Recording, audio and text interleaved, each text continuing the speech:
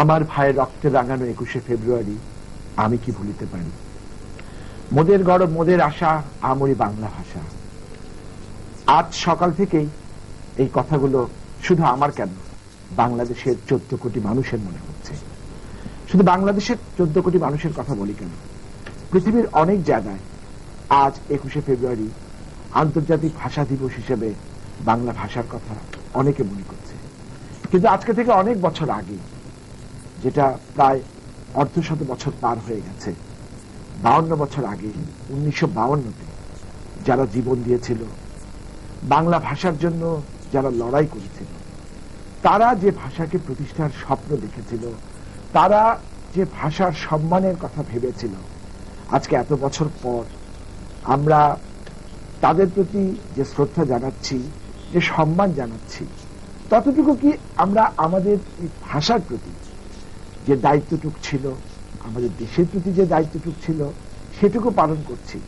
এই নিয়ে হয়তো তর্ক করার অবকাশ থাকলেও আমরা সেই তর্কে যেতে চাইব না। কিন্তু অনুষ্ঠান যেহেতু তৃতীয় মাত্রা, সেহেতু আমাদের একটু মূল্যায়ন করতে দোষ কোথায়?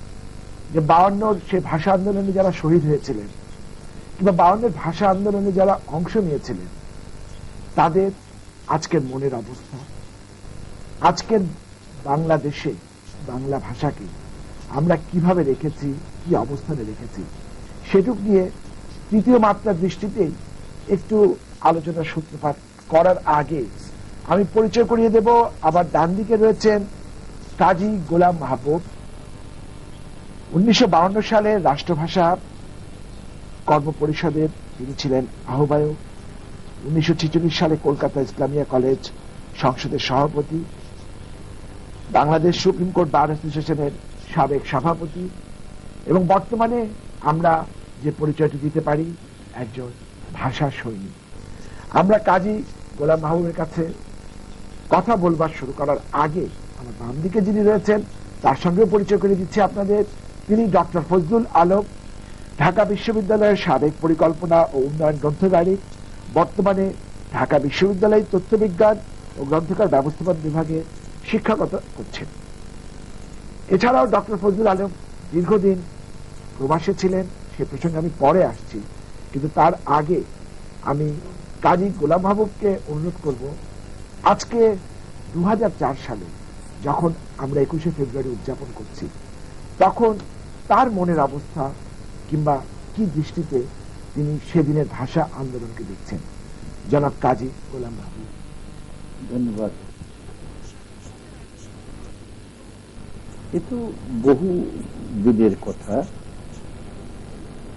1952 সনে যে ভাষা আন্দোলন হয়েছিল, এই ভাষা আন্দোলনের সমস্ত মানুষকে, দেশের যত পার্টি আছে সবাইকে একত্র করে এই সর্বদলীয় এই রাষ্ট্রভাষা সংগ্রাম পরিষদ হয় 30শে জানুয়ারি ঢাকা বার লাইব্রেরি হলে। তখন একটা কথা আবার আগের থেকে বারবার মনে হয়েছিল যে বাঙালিদের যে প্রাপ্তি, ভালো ভালো মহৎ জিনিস করে, কিন্তু প্রাপ্তি যেটা, সে সময় নিজেরা মারামারি করে সে প্রাপ্তি থেকে নষ্ট করে দেয়। সেই জন্য ভাবলাম যে কবি নজরুল ইসলাম বলেছিলেন যে বাঙালি যদি এক করতে পারো, তারা অসাধ্য সাধন করতে পারে। 1952 সনের সর্বদলীয় রাষ্ট্রভাষা সংগ্রাম পরিষদ ঠিক এই অনুপ্রেরণায় আমরা এই পরিষদ করেছিলাম। সে যে ঐতিহাসিক যেটা আন্দোলন হয়েছিল, এই আন্দোলনে বাংলাদেশের সমস্ত মানুষ সব একে একাকার হয়ে গেছিল। এই পরিষদটি কি আপনারা হাতের ফাল্গুনের আগেই করেছিলেন? হ্যাঁ, আমরা এটা 30শে জানুয়ারি করি। একটা আন্দোলনকে বিশেষ পর্যায়ে নিয়ে যাওয়ার জন্য যারা আগের থেকে এইসব আন্দোলন সম্বন্ধে বা সংগ্রাম সম্বন্ধে যাদের মানে অভিজ্ঞতা নাই, তাদের পক্ষে নানান রকম অসুবিধা। কিন্তু আমার সৌভাগ্য হয়েছিল, আমি 1942 সনে ইসলামিয়া কলেজে কলকাতায় পড়ি। আমি দুর্ভিক্ষ দেখেছি, আমি অনেক আন্দোলনে 46 সাল পর্যন্ত অনেক আন্দোলন আমি করেছি। এই শাহনাজ যে মুভমেন্ট, রশিদ আলী যে movement, all India postal strike, এগুলো কলকাতায় আমরা করেছি। আমি অনেক জিনিস দেখেছি, দুর্ভিক্ষ দেখেছি 43 সনে, 46 সনে আমি দাঙ্গা দেখেছি, আমি হাজার হাজার মানুষের লাশ দেখেছি। সুতরাং আমাদের যে প্রাপ্তি, যে পাকিস্তান সৃষ্টি হয়েছিল, এই প্রাপ্তিতে অনেক মানুষের রক্ত ঝরেছে। আমরা ছিলাম বেঙ্গল প্যাক সম্বন্ধে আপনার সিআর দাস, আমাদের প্রাপ্তি ছিল কি, যে আমাদের কিছু অধিকার, চাকরি বাকরি, আমাদের যে অধিকার সেইটুকু চাই, আর আমরা যেন ধর্ম ঠিক মতো পালন করতে পারি। আপনারা পড়েন, ইতিহাস পড়েন, নিজকে জানেন, পুরানো ইতিহাসকে জানেন। তো সুতরাং 250 বছর ব্রিটিশ যে এই দেশ শাসন করেছিল, এই যে শাসনের পরিপ্রেক্ষিতে আপনারা দেখবেন যে মুসলিম শাসন এই দেশে 700 বছর পর্যন্ত হয়েছিল। ব্রিটিশ বেনিয়া যারা এই দেশের সমস্ত কিছু লুণ্ঠন করেছে, এদেরকে কারা এনেছে শাসন ক্ষমতায়? এদেশের হিন্দু ভূমিচাঁদ, জগৎ শেঠ, রায় দুর্লভ, এবং তারা এই মস্তদে বসিয়ে ভারতবর্ষে, এদের সঙ্গে মীর জাফরও ছিলেন। হ্যাঁ, মীর জাফর তো সিরাজদৌল্লাহ বাচ্চা ছিল, ইউএসএস গার্জিয়ান, এবং সে প্রধান সেনাপতি ছিল। তাকে উদ্বুদ্ধ করেই এই পরাজয়টা চক্রান্তের মাধ্যমে, যুদ্ধ না করে এই ক্লাইভের হাতে এই দেশের শাসনভার তুলে দেয়। এই ব্রিটিশ বেনিয়ারা বাংলাদেশ পৃথিবীর মধ্যে, তখন বাংলাদেশ পৃথিবীর মধ্যে সবচেয়ে নামকরা ছিল।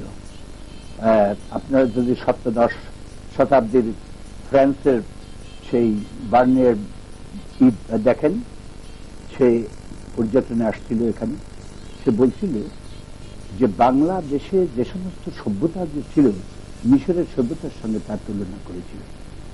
এখানে বয়ান শিল্প, এখানে কারুশিল্প, এখানে মসলিন, ঢাকার মসলিন, এ সমস্ত বিশাল তারা সভ্যতার একটা বিরাট অবস্থানে তারা ছিল। আজকে সেই বাংলা, আজকে আমরা নিজেরা ঝগড়া করে করে আমাদেরকে এই অবস্থায় আনা হয়েছে।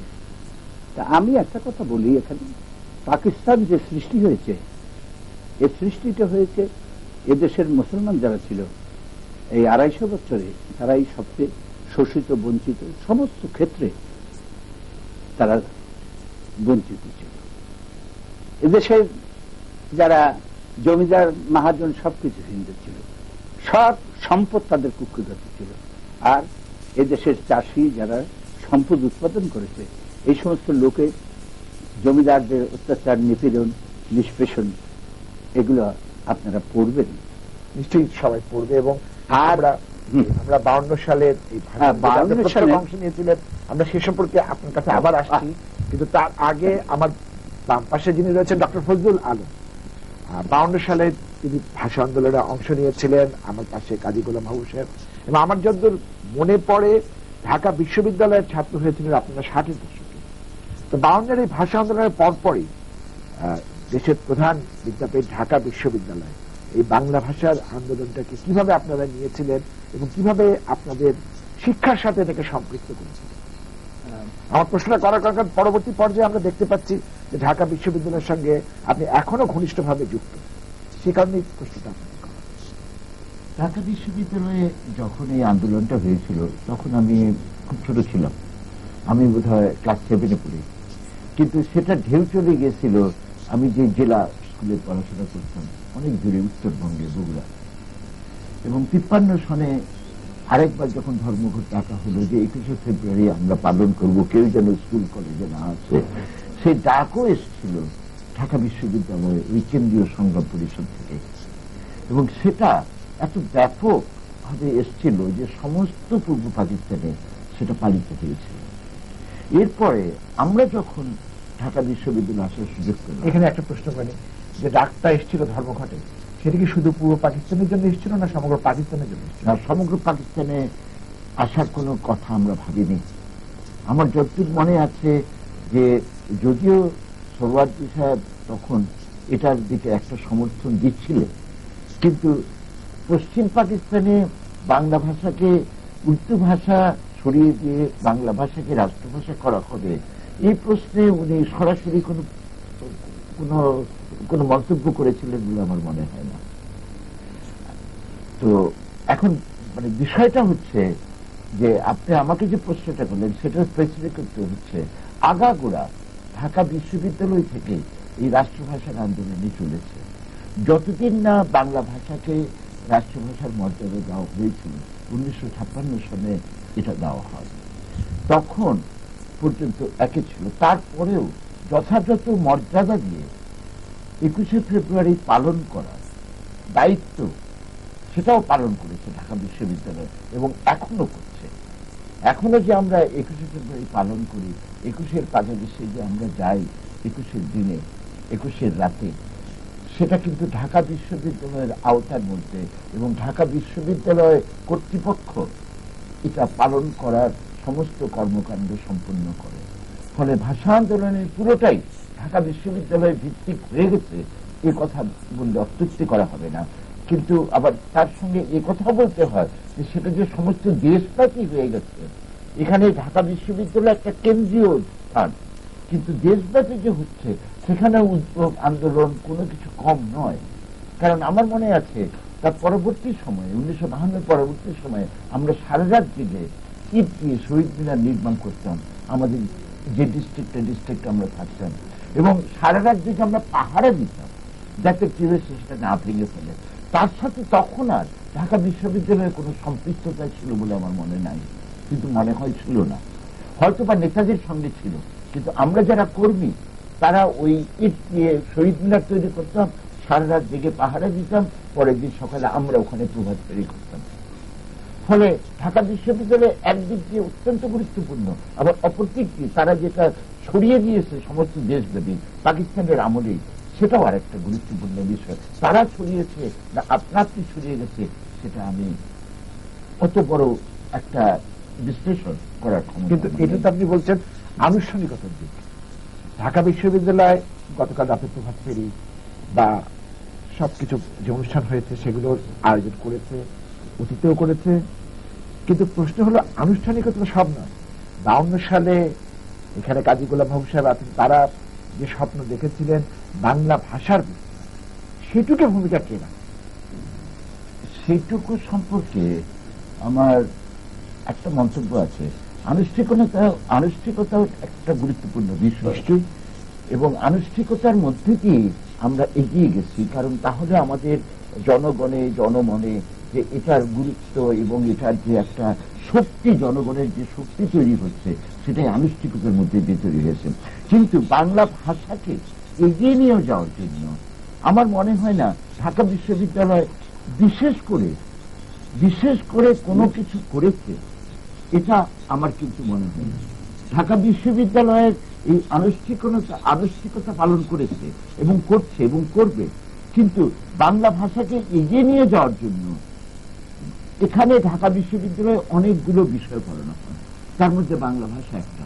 এখানে আধুনিক ভাষা ইনস্টিটিউটেও যেটা তৈরি করা হয়েছে, যেটা নতুন সৃষ্টি, সেখানেও বাংলা ভাষার একটা জোর আছে, কিন্তু সেখানে জাপানি আছে, সেখানে ফরাসি আছে, সেখানে জার্মানি আছে, আরো অনেক ভাষা আছে, আধুনিক যতগুলো ভাষা সেখানে পড়ে। শুধুমাত্র বাংলা ভাষার জন্য কোনো একটা কিছু করে নিয়ে গেছে, তার জন্য বিশেষ গবেষণা হয়েছে বলে আমার মনে হয় না। জনাব কাজী গোলাম মাহবুব সাহেব, বাংলা ভাষার এই যে অবস্থান আছে, তাতে আপনি কি খুশি? প্রাপ্তি তো একটা বিশাল, বাঙালিদের মধ্যে তখন পূর্ব পাকিস্তান ছিল, সমস্ত মানুষের মধ্যে যে আবেগ, যে অনুভূতি, যে চেতনা সৃষ্টি হয়েছিল, এটা তো একটা বিশাল প্রাপ্তি। 21শে ফেব্রুয়ারি যখন 3টা 3:30 আমি ওখানে ছিলাম, আমার পিছনে এই প্রিন্সের উপরে ছিল যে ছেলেটি, ওর উপরে গুলি হলে পড়ত। আমি ওই দিন ওই গুলির পরে ওর দেখলাম মাথায় লেগেছে, রক্ত ঝরছে। আমি পিছনে ওকে ধরে, এই ঠিক আমার পিছনে ওকে ধরে বাঁচাবার জন্য আমি মেডিকেল কলেজে হসপিটালে নেওয়ার চেষ্টা করেছিলাম। আমার গায়ে রক্ত, আমার অনুভূতি, আমার সবকিছু লোপ হয়েছে যে কি এই জিনিসটা আমি কোনোদিন বুঝতে পারিনি। যে কিন্তু এই যে রক্ত, এটা একটা বিশাল জিনিস। কিন্তু সেদিন যে গুলি খাওয়া একজনকে, রক্তাক্ত একজনকে, যে রক্ত আপনার গায়ে লেগেছে, আপনি নিয়ে মেডিকেল কলেজে নিয়ে গেছেন, তারপরে এই যে 50 বছর ধরে বাংলা ভাষাকে লালন করে আপনারা যেখানে এনেছেন, তাতে আপনি কি পান? সবচেয়ে বড় জিনিস দেখেন, 1900 ভাষা আন্দোলনের পরে 1954 সনে নির্বাচন হয়েছিল। সে নির্বাচনে সমস্ত বাঙালি একত্র হয়েছিল হক ভাষা বিচার বাড়বে। একটা বিশাল প্রাপ্তি। সমস্ত মানুষ মুসলিম লীগকে, যারা ওদের সঙ্গে দালালি করেছে, তাদেরকে রাজনীতিতে আমি আসতেছি। তার চেয়ে আমরা কিন্তু যে ভাষার ক্ষেত্রে আজকে যে অবস্থান, আজকে ঢাকা শহরে কিন্ডারগার্টেন স্কুলের সংখ্যা কত, বিশ্ববিদ্যালয় যেগুলো হচ্ছে সেখানে বিশ্ববিদ্যালয়ে কোনোটা বাংলা ভাষার নাম নেই। এই যে যেটা মূল বাংলা ভাষার শিক্ষার বিদ্যা, সেখানে আপনার মনে কোনো ক্ষোভ নেই, দুঃখ নেই? সবচেয়ে বড় প্রাপ্তি যে জিনিসটা, এটা মানুষের থেকে চেতনা হলেই চলে না। এটাকে দেশের মানুষের কল্যাণের জন্য যদি এটা সত্যিকার ভাবে নিষ্ঠার সঙ্গে আমরা পালন না করি, তো কি করে প্রাপ্তি হবে? তবে প্রশ্ন যেটা হচ্ছে, সে জিনিসটা হচ্ছে আমার কষ্ট, যেটা যে আমাদের মধ্যে এই এত বড় একটা ঐক্য ভাঙ্গন ধরার পরে 1958 সনে মাশাআল্লাহ। আবার আমাদের যে যত অর্জন, সমস্ত অর্জন যে সময় প্রাপ্তি হবে, তখন আমরা নিজেরা অনৈক্য সৃষ্টি করে আমরা আমাদের ভাগ্য বিনির্মাণকে একদম ধ্বংস করে দিচ্ছি। অথচ আমাদের যে প্রাপ্তি যে কত বিশাল, আমাদের যারা এখনকার দিনে ছাত্র বা যারা বিভিন্ন ব্যবসা বাণিজ্যে বিভিন্ন জায়গায় যে রয়েছে, বিদেশে রয়েছে, লেখাপড়া রয়েছে, তাদের যে শক্তি, উদ্ভাবনী শক্তি কত বিশাল। এদেরকে যদি ঠিক মতো, দেশের মানুষগুলোকে যদি ঠিক মতো স্বাধীনতার সমস্ত আলো দিয়ে, তাদের যে প্রাপ্তি যে ছিল এত আকাঙ্ক্ষা, বাঁচবার অধিকার, স্বাধীনতার অধিকার, মানুষের অধিকার, বাঁচার অধিকার, খাওয়ার অধিকার, শিক্ষার অধিকার, এই অধিকারকে যদি আমরা প্রতিষ্ঠা করতে পারতাম, সমস্ত রাজনীতি, এই সমস্ত ঊর্ধ্বে থেকে আমরা সমস্ত মানুষকে যদি এই সাধনা দিয়ে বড় করতে পারতাম, তাই বাংলা পৃথিবীতে একটা বিশাল অবস্থান নিতে পারত। আমাদের দেশের ছেলেরা যে কত প্রতিভাবান, সেদিনকে আমি স্পোর্টস দেখতেছিলাম, এই যে ক্রিকেটের সুন্দর। অন্যান্য জায়গায় আমি দেখেছি যে অলিম্পিক যে সমস্ত হয়েছে, স্পোর্টসে বিভিন্ন জায়গায় আমাদের যে পারফরমেন্স, আমাদের ছেলেরা যেভাবে আসছে, ব্যবসা বাণিজ্যে, বিদেশে যে সমস্ত এদের প্রাপ্তি, এদের মধ্যে যে বিশাল সম্ভাবনাগুলো রয়েছে, এই সম্ভাবনাগুলো যারা যারা প্রাপ্তি আছে, এই আলোকে যদি আরো বিশালভাবে সমস্ত জায়গায় গ্রামকে ছড়িয়ে দিতে পারতাম, তাহলে আমরা পৃথিবীর সামনে, এই যে মানুষ আমাদের কাছে খালি বক্তৃতা দিচ্ছে যে এই তোমরা মারামারি করিও না, তোমরা গন্ডগোল করিও না, তোমাদের প্রাপ্তিতে মানুষ ক্ষতি হবে, এই সমস্ত বাজে জিনিস আজকে আমাদের সহ্য হচ্ছে। আপনি কিন্তু যেটা বললেন সেটা এখন অনেক প্রগতিশীল ব্যক্তি একইভাবে ভাবে। আপনি হয়তো সেই সময়ে ভাষা আন্দোলনের যে প্রকৃতি এবং গতি নিরূপণ করা হয়েছিল, আপনি বলছেন তার থেকে এগিয়ে এসে আমরা যেটা রাজনৈতিক চেতনাবোধ, তারপরে স্বাধীনতা 1954 সনে যুক্ত ফ্রন্টের জয়, এরপরে ধীরে ধীরে আমরা এগিয়ে এসেছি বাংলাদেশ স্বাধীনতা আন্দোলনের।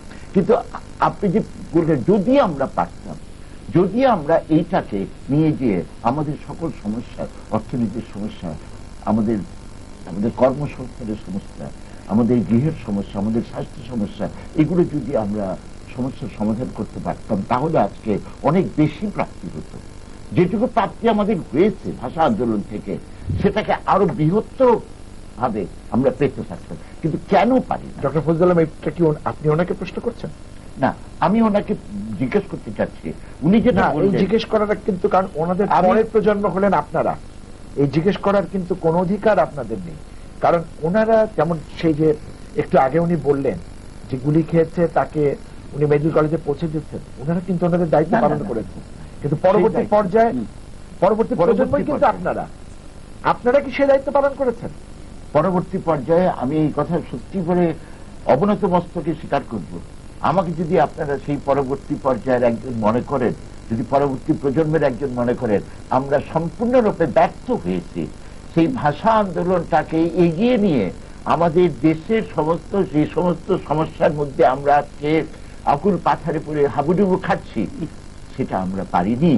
তার কারণটা কিন্তু আমি বলবো না যে এই প্রজন্মের দোষ, আমরা বলবো যে পরিস্থিতি থেকে আমরা উদ্ভূত হয়ে এসছি। 1 নম্বর, ভাষা আন্দোলনটা ছিল প্রথম পর্যায়ে একটা সাংস্কৃতিক, সেই পর্যায়ে পরিণত রূপ নিয়েছিল কিন্তু 71-এ বাংলাদেশের স্বাধীনতা। বাংলাদেশ আমাদের একটা বড় প্রাপ্তি, বিশাল প্রাপ্তি, সবচেয়ে বড় প্রাপ্তি। কিন্তু প্রশ্ন হলো ভাষার ব্যাপারটা আমরা কোথায়? ভাষার ব্যাপারটা আমি সেই প্রথমেই বলছি যে বাংলা ভাষাটা ছিল একটা সাংস্কৃতিক বিষয়, সেটাকে রাজনৈতিক বলয়ে চলে এসছে। রাজনৈতিক বলয় থেকে এসে আমরা যেখানে এসছি 71-এর স্বাধীনতার পরে আমরা যেটা মনে করেছি যে বাংলাদেশ একটা পশ্চিম ইউরোপের নেশন স্টেট, যাকে বলে একটা জাতিভিত্তিক রাষ্ট্র, আমরা বোধহয় সেরকম একটা জাতিভিত্তিক রাষ্ট্র হয়েছে। কিন্তু এই যে নেশন স্টেটের সংজ্ঞাটা আমরা কিভাবে নিয়েছি জানি না, ইউরোপের সংজ্ঞাটা যে ঠিক আমি তাও মনে করি না।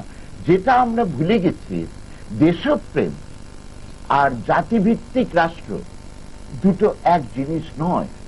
আমরা দেশপ্রেমিক হিসাবে আমাদের বাংলা ভাষাকে যেভাবে মর্যাদা দিয়েছি, যেভাবে বাংলা ভাষা নিয়ে স্বাধীনতা সংগ্রাম করেছি এবং পেরেছি, সেটা কিন্তু একটা জাতিভিত্তিক রাষ্ট্র প্রতিষ্ঠা করার জন্য নয়।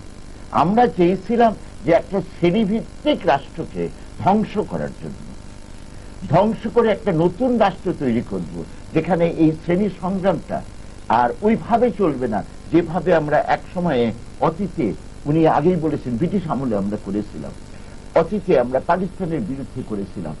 আমরা যখন এসে স্বাধীনতা পেলাম আমরা তখন সেটা ভুলে গেলাম। আমরা তখন ভুলে গিয়ে আমরা তখন একটা জাতিভিত্তিক রাষ্ট্র হিসেবে আমি বাঙালি, আমি বাংলায় কথা বলবো, আমি বাংলায় গান করব, সবই বাংলা হবে, তখন আজ পৃথিবীর যে একটা পরিস্থিতি আছে সেটা ভুলে গেলাম। আমরা ভুলে গেলাম যে আমাদের অর্থনৈতিক সমস্যার সমাধানটা শুধু বাঙালি করলে হবে না, আমাদেরকে চিন্তা করতে হবে, দৃঢ়ভাবে চিন্তা করতে হবে আমাদের এই সমস্যাগুলো সমাধান। সেদিকে আমরা সম্পূর্ণভাবে পরাস্ত হয়েছি, এটা আমি 100 বার স্বীকার করব। এবং আমার মনে হয় আমরা সেই সময় ভুলে গিয়েছিলাম যে সর্বস্তরে বাংলা ভাষা চালু করা, পাঠশালা থেকে শুরু করে উচ্চ শিক্ষায় বিদেশি ভাষা পরিহার করা, এই যে একটা অহেতুক এবং অপ্রয়োজনীয় দাবি জানানো হয়েছিল, এর ফলাফলে কি হচ্ছে? এর ফলাফলে হয়েছে কি, উচ্চ শিক্ষাটা একটা শ্রেণী কুক্ষিগত করে, ইংরেজির মাধ্যমে কুক্ষিগত করে তারা আরো শ্রেণী বিভাজনটা আরো বাড়িয়ে দিয়েছে। আমাদের এমনিতেই আমরা শ্রেণী বিভাজিত সমাজ, তার ফলে শিক্ষার এই দুইটা স্বরূপ হওয়ার জন্য ইংরেজি শিক্ষা একদিকে যাবে আর শুধু বাংলা শিক্ষা একদিকে যাবে, তার ফলে আমাদের শ্রেণী বিভাজনটা আরো বেড়ে গেছে। শ্রেণী বিভাজনটা বেড়ে যাওয়ার জন্য আমাদের যে সমস্যাগুলো, যখনই একটা শক্তি, একটা দল অনেক শক্তি হাতে পায়, তখন তারা অন্য দলকে সেই শক্তির ভাগ দিতে চায় না। ফলে এই শ্রেণী বিভাজনটা আমরা বাংলাদেশ হওয়ার পরে আরো বাড়িয়ে দিয়েছি, কমানোর প্রয়োজন ছিল, বাড়িয়ে দিয়েছে। এবং তার জন্য আমি বলবো যে আবেগে মথিত হয়ে আমরা বাংলা ভাষাকে যতটা মর্যাদা দিয়ে আমরা মনে করেছি মর্যাদা দিচ্ছি, কিন্তু অ্যাকচুয়ালি তা না। আমরা বাংলা ভাষাকে তৈরি না করে আমরা বলেছি উচ্চ শ্রেণীতে বাংলা পড়াও, আইন পড়াও, ডাক্তারি পড়াও, ইঞ্জিনিয়ারিং পড়াও, অথচ আমরা বাংলা ভাষাকে তখন তৈরিও করিনি। ফলে কি হয়েছে, আজকে আমরা বাংলা ভাষার পুরো মর্যাদা দিচ্ছি না। বাংলাদেশ স্বাধীন হওয়ার পরে বাংলা ভাষাকে আমরা মর্যাদা দিতে ভুলে যাচ্ছি ধীরে ধীরে, কারণ আমরা আর বাংলা ভালো মতো শিখি না।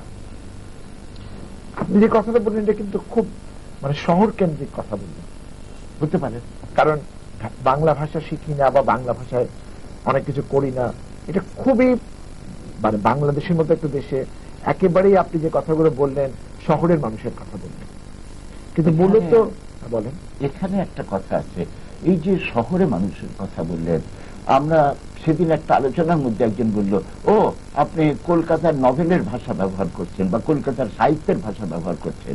এটা কিন্তু আমার মনে হয় আরেকটা ভুল।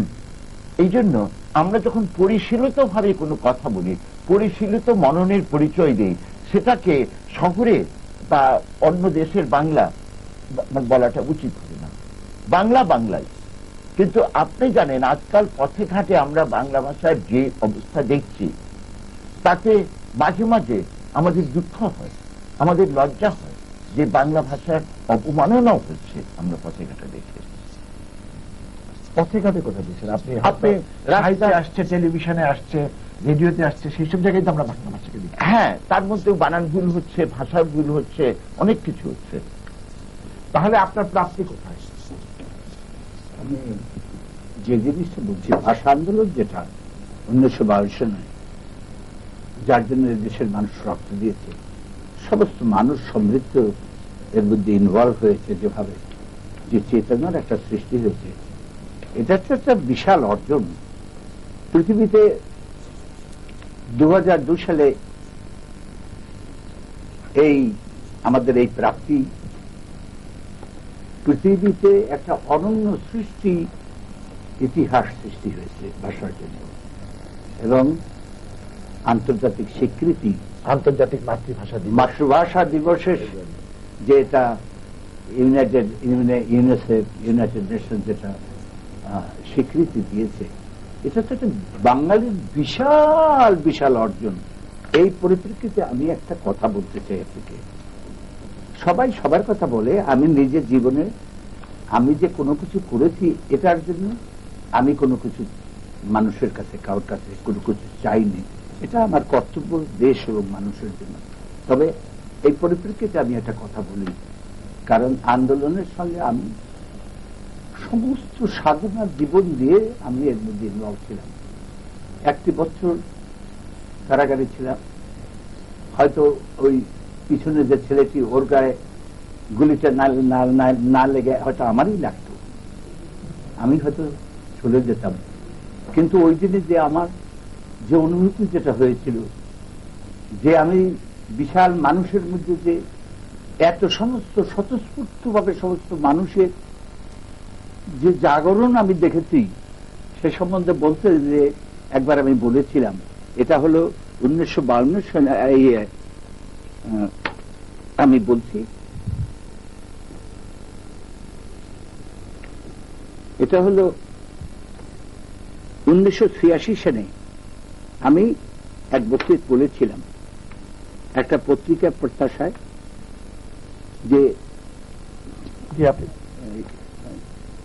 কোথায় বলেন? হ্যাঁ, এটা তো বলে, হ্যাঁ বলে বলে আমি যেটা আপনি করেছেন। আমি সেদিন অবাক হয়েছিলাম, একটি রক্তপাত কিভাবে একটি মহৎ এবং বিশাল আন্দোলনের জন্ম দিতে পারে। এ তো রক্তপাত নয়, এ হলো চেতনার উন্মেষ, সংগ্রামের সলতে দাহিকা শক্তির আগুন জ্বালানো।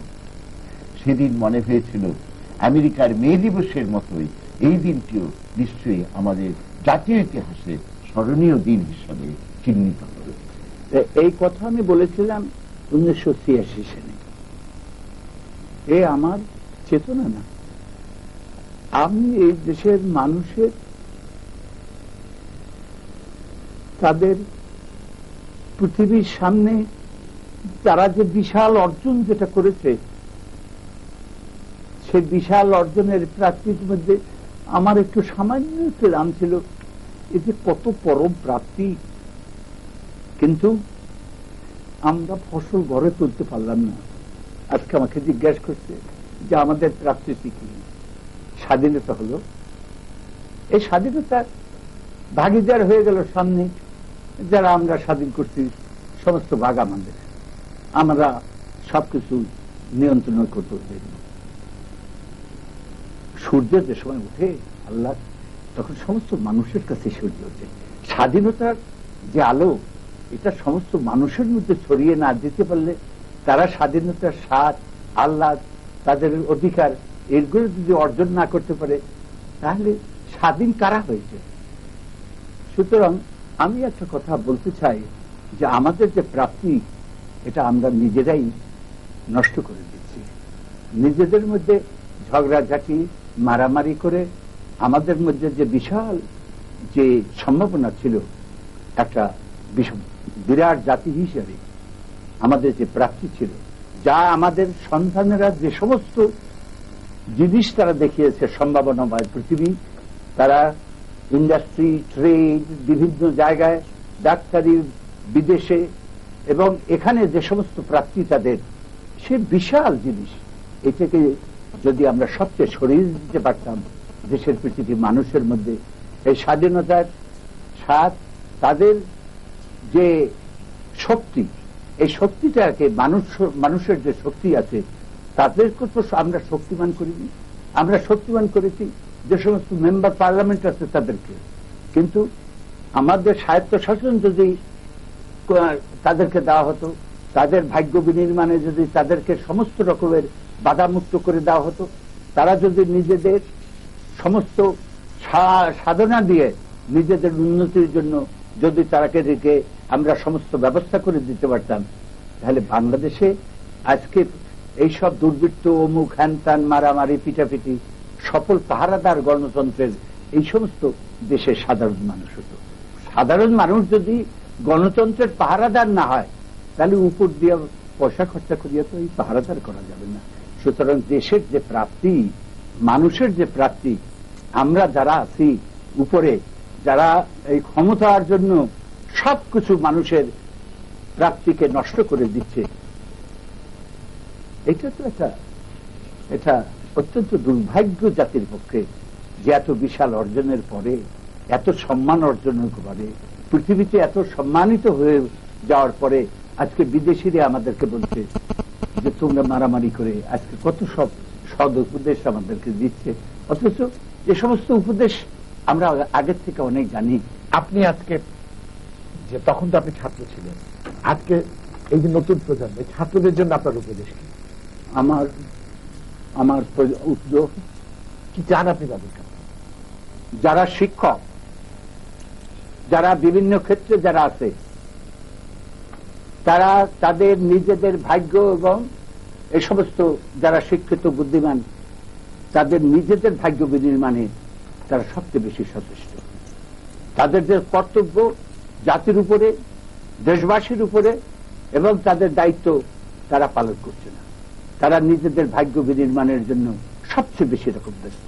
ব্যুরোক্রেসি বলে, সব জায়গার প্রাপ্তিতে দেখবেন এক জায়গায় কনসেন্ট্রেটেড হচ্ছে দেশের মানুষ। কিন্তু নতুন প্রজন্মের কাছে, নতুন প্রজন্মের কাছে আমার কথা হচ্ছে যে ছাত্র রাজনীতি তোমরা করো, বুঝতে হবে, উপলব্ধি করতে হবে পৃথিবীর অন্যান্য দেশে ছাত্র রাজনীতি নাই। তারা গভীরভাবে দেশকে বড় করবার জন্য তারা সাধনা করে। আর শিক্ষা হলো বিরাট সাধনা। এটার মধ্যে যদি কোনো কলুষিত ঢোকে, এটার মধ্যে যদি কোনো কিছু খারাপ কিছু ঢোকে, তা সবই ব্যর্থ হয়ে যায়। তো সুতরাং দেশকে বড় করতে গেলে যে শিক্ষিত সমাজ, এই শিক্ষিত সমাজ যদি সত্য, নিষ্ঠা, সততার সঙ্গে তাদের নিজের জ্ঞান, বুদ্ধি এবং দেশপ্রেম এবং দেশের মানুষের উন্নতি যদি করতে পারে, তাদের যদি ভালো মানুষ হিসেবে তৈরি করতে পারে, তাহলে তো তারা অহংকার গর্ব করতে পারে। আজকে আমাদের যতটুকু প্রাপ্তি, সমস্ত প্রাপ্তি আজকে যারা এই ক্ষমতা নিয়ে, যারা ক্ষমতার দ্বন্দ্বে যারা এই দেশটাকে ভাগ করে দিচ্ছে, নিজেদের মধ্যে বিবাদ করছে, নিজেদের মধ্যে মারামারি করছে যে প্রাপ্তির জন্য, আজকে দেশের মানুষ তো অসহায়। কোন রকম কোন তাদের ভাগ্য বিনির্মাণে কেউ চেষ্টা করছে না। আজকে শিক্ষিত সমাজ, তাদের যদি আজকে যারা অফিসার, যে সমস্ত লোক বিভিন্ন কর্মক্ষেত্রে রয়েছে, তাদের দায়িত্ব যদি সততার নিষ্ঠার সঙ্গে মানব কল্যাণে, মানব উন্নতিতে, এই দেশের মানুষের উন্নতিতে যদি তারা নিবেদিত করত, তাহলে তার বিশাল প্রাপ্তি হতো। যে প্রাপ্তি আমরা আশা করেছিলাম, যে প্রাপ্তি অর্জন হয়েছিল 1952 সালে ভাষা আন্দোলনে শহীদরা যে রক্ত দিয়ে পৃথিবীতে যে অনন্য ইতিহাস সৃষ্টি করেছিল, এই ইতিহাস আরো সুন্দরভাবে আমরা এগিয়ে নিয়ে যেতে পারতাম। আজকে 21শে ফেব্রুয়ারির দিন একজন ভাষা সৈনিক কাজী গোলাম মাহবুব কখনো হাসি মুখে, কখনো ছলছল চোখে অনেক কিছু চাচ্ছেন। যিনি ছাত্র, যিনি শিক্ষক, যে যেখানে যে অবস্থানে আছেন, তার কাছ থেকে তিনি কিন্তু কিছু চেয়েছেন, যার মধ্যে সততা রয়েছে, দেশপ্রেম রয়েছে। সেটা আজকের এই 21শের দিন যখন তার কাছ থেকে, একজন ভাষা সৈনিকের কাছ থেকে আমরা শুনছি, তখন যারা এই অনুষ্ঠান দেখছি তাদের কিছুটা দায়িত্ব তো রয়েছে।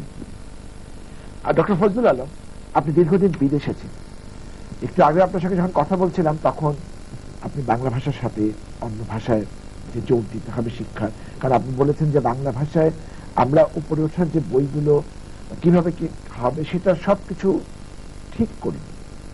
সুতরাং নিশ্চয়ই বাংলা ভাষার পাশাপাশি ইংরেজি ভাষা বা অন্য কিছু এগিয়ে যাক, এ ব্যাপারে আপনি দ্বিমত পোষণ করবেন না।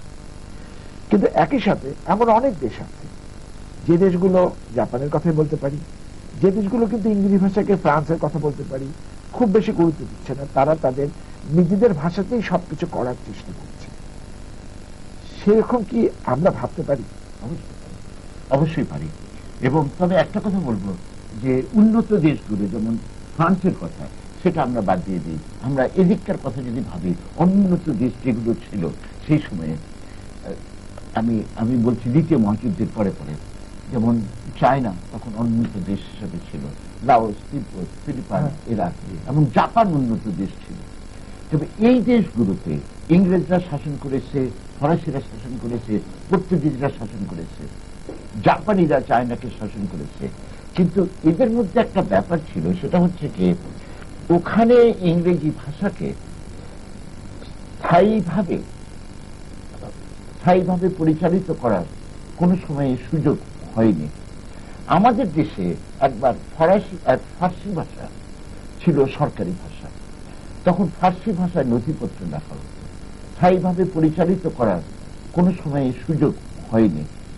আমাদের দেশে একবার ফার্সি ভাষা ছিল সরকারি ভাষা, তখন ফার্সি ভাষায় নথিপত্র লেখা হতো।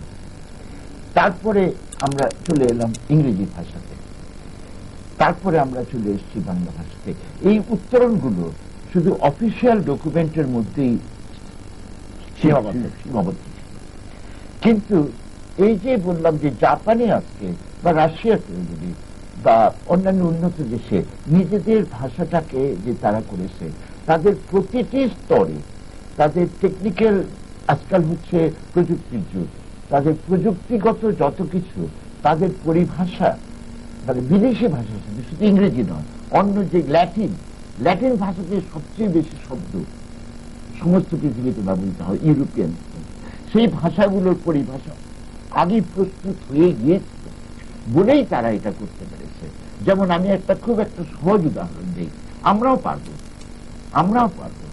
আমার মনে হয়, আপনি দেখেন আজকে যে আমরা অটোমেটিক সিস্টেম বলি, কম্পিউটার সিস্টেম বলি, আমরা ইংরেজি ভাষার মাধ্যমে এখন সেটা চালিয়ে যাচ্ছি।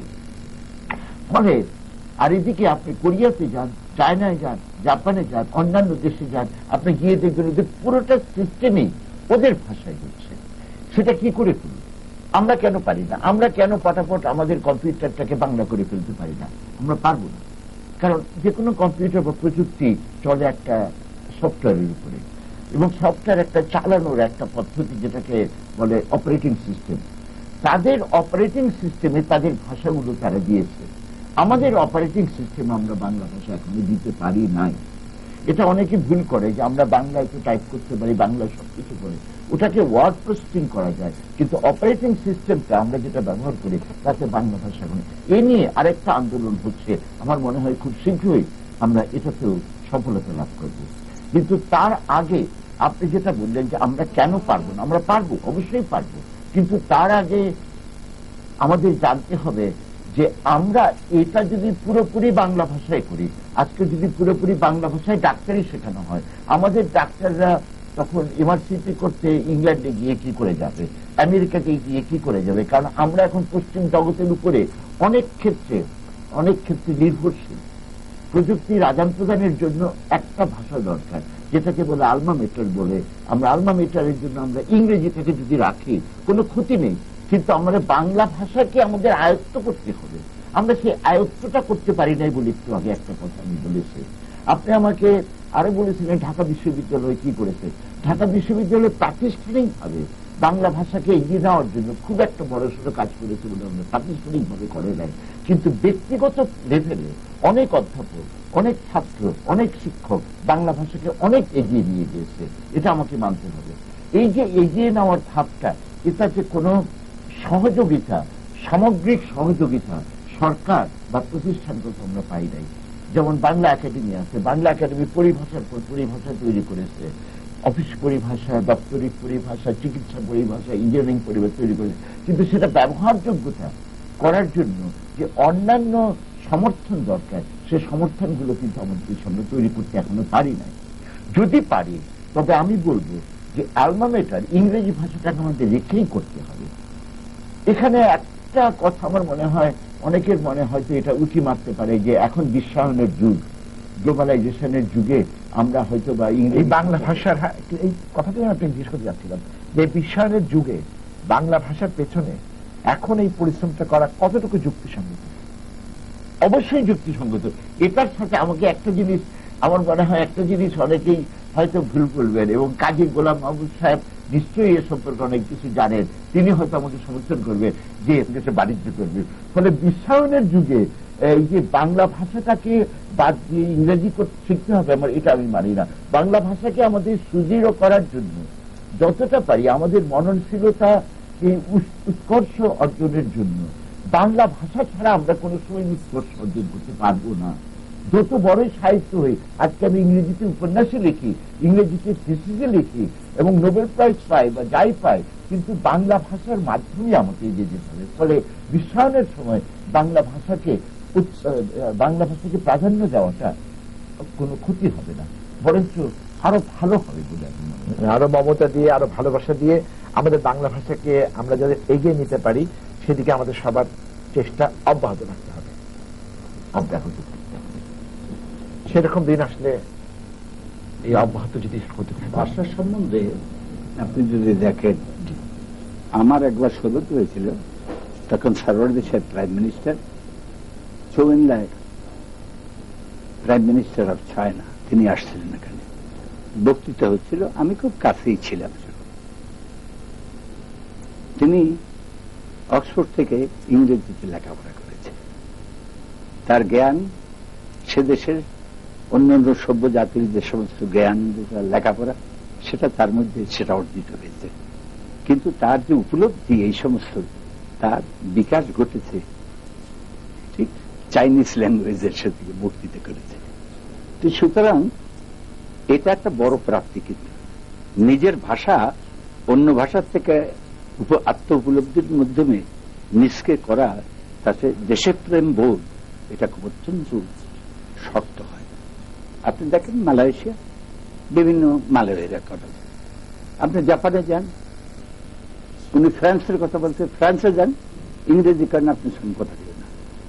আপনি চায়নায় যান, দে talk about Chinese.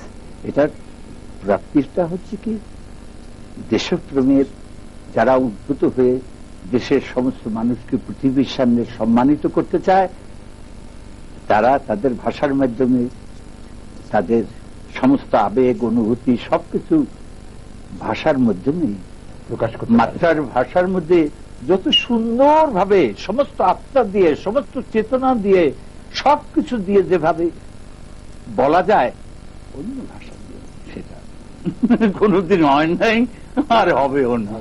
Doctor Fazlul Alam, শেষ পর্যায়ে মাহমুদ যে কথাটা বললেন, ওটার উপরেই আমি একটা কথা বলি যে আজকে ইউনাইটেড নেশনসে বাংলা ভাষা বহুদিন ধরে চলছে। বাংলাদেশ স্বাধীন হওয়ার পর থেকে ওখানে বাংলা ভাষা চলছে, এবং ওখানে বাংলায় কথা বলা যায়, সেটা অটোমেটিক ট্রান্সলেশন হয়ে সবার কাছে কান দিয়ে শুনতে পারবে, তারা যে ভাষায় শুনতে চায় শোনা যাবে। তারপরে আমরা পেয়েছি ইউনেস্কোর আন্তর্জাতিক মাতৃভাষা দিবস 21শে ফেব্রুয়ারি। অতি সম্প্রতি মঙ্গল গ্রহে বাংলা ভাষা পৌঁছে গেছে একটা নবচেন, আপনি সেটাও নিশ্চয়ই হ্যাঁ জানেন। হ্যাঁ, এই যে এত বড়, উনি যে আমাদের আরেকজন বক্তা কাজী গোলাম মাহবুব সাহেব যে কথা প্রাপ্তি বলছিলেন, সত্যি কথা বলতে কি এত বড় প্রাপ্তি আমরা কোনোদিন কল্পনাও করতে পারিনি।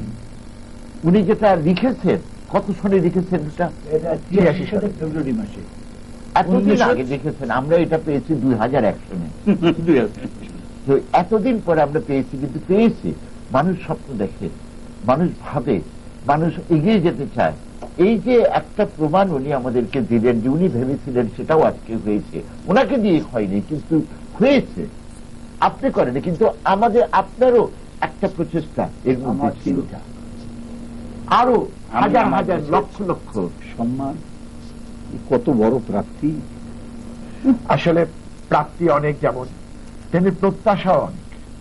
এই প্রত্যাশা পূরণের আশায় যারা এই তৃতীয় মাত্রার অনুষ্ঠান দেখছেন, তাদের সবাইকে ধন্যবাদ জানিয়ে আজকে বিদায় নিচ্ছি। ধন্যবাদ যারা এখানে অংশ নিয়েছেন, আপনাদের দুজনকেও আরো একবার ধন্যবাদ আপনাদেরকে।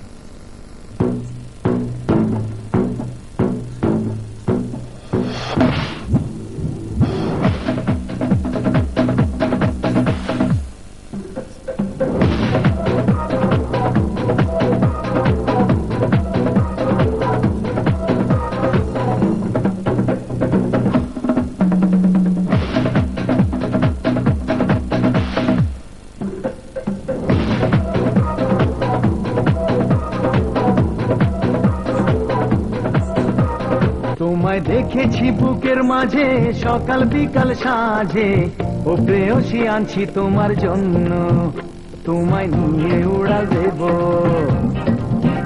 দুঃখ কষ্ট ছাড়িয়ে যাব, তাই তোমার জন্য আনছি ফিজাব স্বপ্ন। ফিজাব মানে ভালোবাসা, দুটি মনের একটি আশা, ফিজাব মানে স্বপ্ন তোমারই জন্য। Pizza, drink the dream. আমার আছে ইউরো কোলা, তোমায় দিতে পারি, ইউরো কোলা পেলে আমি তুলে নেব আড়ি। ভালোবাসা হাতে হাতে ইউরো কোলার সাথে, চেষ্টা তাই মেটাতে মন দেওয়া নেওয়া খেলা সাথী রে ইউরো কোলা। সারা বেলা প্রাণীতে দেয় দোলা, কলিজা ঠান্ডা হলো, মন দিয়ে মন এলো, লেমন আর কোলার জাদু আমাদের মিলিয়ে দিল। ইউরো কোলা আড়ি থেকে ভাব। তোমায় দেখেছি বুকের মাঝে সকাল বিকাল সাঁঝে, ও প্রেয়সী আনছি তোমার জন্য, তোমায় নিয়ে উড়াল দেব,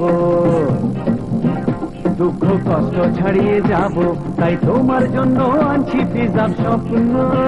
ফিজাব মানে ভালোবাসা, দুটি মনের একটি আশা, ফিজাব মানে স্বপ্ন তোমারই জন্য। Pizza, drink the dream.